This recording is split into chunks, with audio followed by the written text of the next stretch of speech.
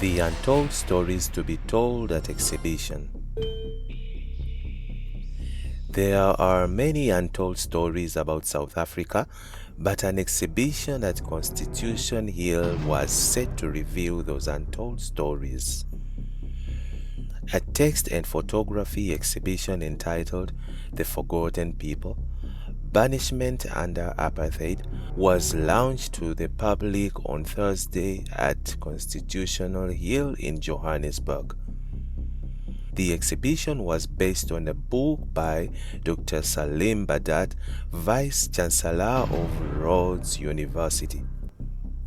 I think this exhibition is important for a number of reasons, but mostly because we have done a lot in terms of public, academic and institutional reform post-apartheid, but there are still many people whose life stories remain in the shadows. Wits University's Dr. Noor Ntsebeza Said. Ntsebeza added that the exhibition would unearth the hidden history and nature of the experience of banishment. Some banishment was for a few months, but many were for a number of years, where families had to live in remote parts of the country. A group of people were marginalized in apartheid but are now marginalized because they have not been included in the history of the country, he said. Ntsebeza said in order to build the future, there was a need to deal critically and comprehensively with the past. The critical thing is that we give a voice to people who have not been heard. The exhibition ran from January 24th to February 11th, 2013.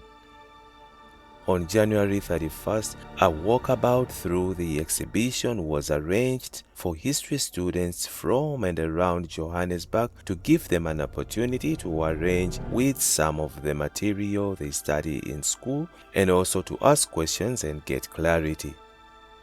The exhibition looked at political banishment in the apartheid era. Banishment had been used as a form of punishment in South Africa from the early colonial period. Both the Dutch and British colonial administrations banished people who challenged their authority. When the apartheid government seized power in 1948, it continued to use banishment as a way of silencing its opponents, and many people were banished under the Native Administration Act 1927. This was written by Liezel Kumalo. This article was published on the New Age. Ordered into banishment, the forgotten people of apartheid South Africa.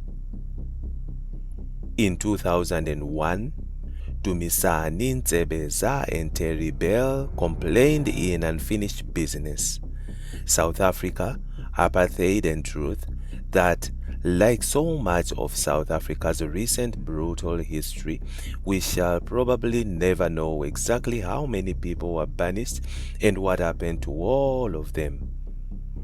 My new book, The Forgotten People, Political Banishment Under Apartheid, now answers many questions about banishment and reveals a large unknown aspect of our indeed brutal history.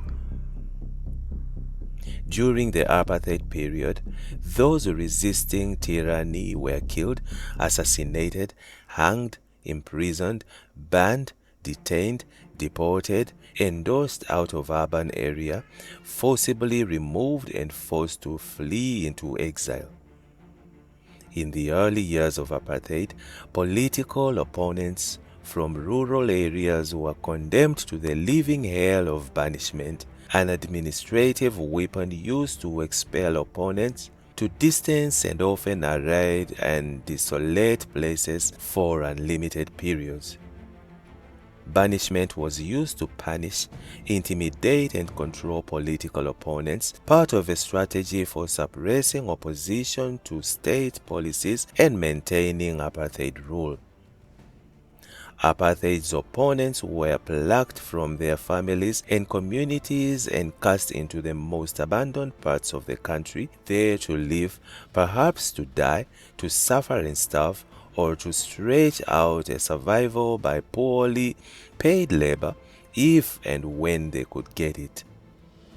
Between 1948 and 1986, 150 men and 10 women were banished, of whom 140 were from rural areas, 78 from 7 places: Mabieskral, Witsishuk, and Gamatlala, Sekukuneland, Bahutute, Tembuland, and Pondoland.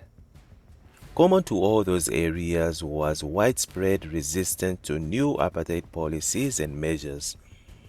Betterment schemes that affected land and livestock possession and use, the new Bantu authorities system and the creation of Bantustans, and introduction of Bantu education and passes for women. Banishment was not created by the Afrikaner nationalists who came to power in 1948. The law that permitted banishment came from the colonial period in Natal, preceded over by Imperial Britain.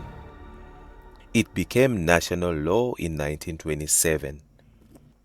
Those banished had no court trial. They were neither charged nor told the nature of their crimes. They were given no opportunity to defend themselves, yet they were deprived of their liberty, of their homes. They were punished within the law, but outside justice. The banished were people who broke no laws and who possessed no hidden information, but whose very presence presented a problem. Often they were community leaders or elected chiefs in rural areas who did not accept without question government edicts, leaders who were perceived as insubordinate, cheeky, by one or other authority figure. For the state, it was at most efficient piece of legislation.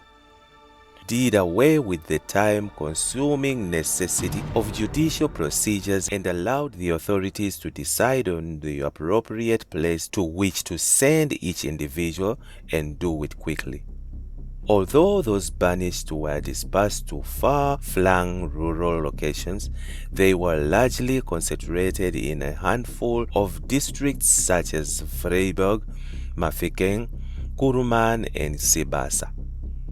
2 in-hospital camps in Driefontein and Freshdale in the Northern Cape were fulags to 26 people and 14 people respectively. On average, banishment orders were in force for 9 years. 110 people were banished for more than 5 years, 8 between 15 and 20, and 3 for more than 20 years. Some of those served banishment orders escaped into exile. Elizabeth Mafeking from Paarl and Gilbert Hani, father of Chris Hani, from Cape Town fled into exile soon after being served banishment orders. For 17 banished people, there was no journey back home. They died in banishment. The harshment of banishment forced some to agree to various restrictions to secure their release. Others bore punishment with great courage, refusing to collaborate and compromise with the apartheid state. In the Tugela Valley, Kenneth Mosenyi from Baturuche looked of his banishment as an honor in the struggle of our people. He refused to request release, saying, "I did not bring myself here. If he feels like it, let the native commissioner send me home. It is not for me to go on my knees to ask for a favor." Moema Matlala in Bushbuckridge resisted all effort by state officials to win him over, determined that when I go home, I shall be accepted by my people.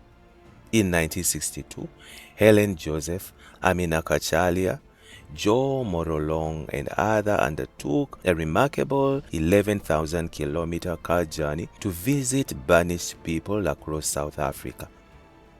After the journey, Joseph wrote that sometimes the plight of these people, the stories of what they have endured, was almost too unbearable to behold, to hear. There are no words which can really tell how deeply these banished people have suffered. Banishment was slow torture of the soul, a living death.